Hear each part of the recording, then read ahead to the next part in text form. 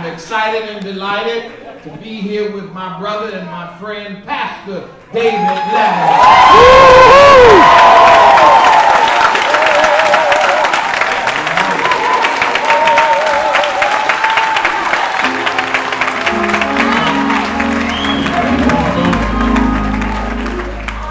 Don't y'all make me get my stick out on the first night. Two things about me: I've been black and Baptist all my life. So I know tonight is the first night, is the smoke over night. Those of you who don't know who I is, I am the same one that my brother is going to put on YouTube over there.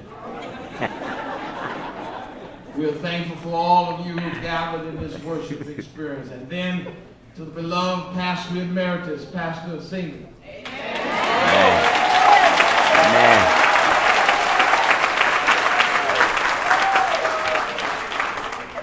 And of course, my beloved family, the Latimore family, under the guidance and shepherding of Bishopette. She calls me Bishop, I call her Bishopette.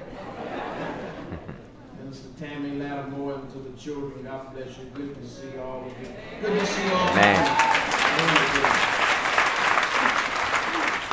I want to thank Brother John Mason for giving me a delightful time. I had to give him a few lessons on how to play his best at golf. And boy, can he play. But I was scaring him there for a little while there. And I started teasing. Why I want to do that? He put a whooping on me. But what a joy it was to have this time of fellowship. Thank you for being so blessed to come and to receive a word from the Lord. I took 5 minutes to do all of that. Let me take 20 minutes to preach to you. In Acts, the 12th chapter, selected verses, you will find, now about the time, I'm reading from the New King James translation.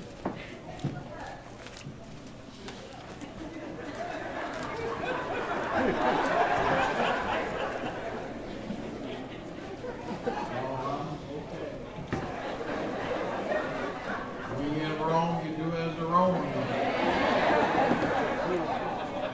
But now you know I don't wait. You know your Bible, you find it and stand on it. Acts the 12th chapter. Now about the time Herod the king stretched out his hand to harass some from the church. And he killed James, the brother of John, with the sword. And because he saw that it pleased the Jews, he proceeded further to seize Peter also. Now it was during the days of unleavened bread. So when he had arrested him, he put him in prison and delivered him to 4 squads of soldiers to keep him, intending to bring him before the people after Passover. Peter was therefore kept in prison, but constant prayer was offered to God for him by the church. And when Herod was about to bring him out, that night Peter was sleeping, bound with 2 chains between 2 soldiers, and the guards before the door were keeping the prison. Now behold, an angel of the Lord stood by him, and a light shone in the prison, and he struck Peter on the side and raised him up, saying, "Arise quickly." And his chains fell off his hands. Then the angel said to him, "Gird yourself and tie on your sandals." And so he did. And he said to him, "Put on your garment and follow me." So he went out and followed him, and did not know that what was done by the angel was real, but thought he was seeing a vision. When they were past the first and the second guard post, they came to the iron gate that leads to the city, which opened to them of his own accord. And they went out and went down one street, and immediately the angel departed from him. Now, when Peter had come to himself, he said, "Now I know for certain that the Lord has sent his angel and has delivered me from the hand of Herod and from all the expectation of the Jewish people. So when he had considered this, he came to the house of Mary, the mother of John, whose surname was Mark, where many were gathered together praying.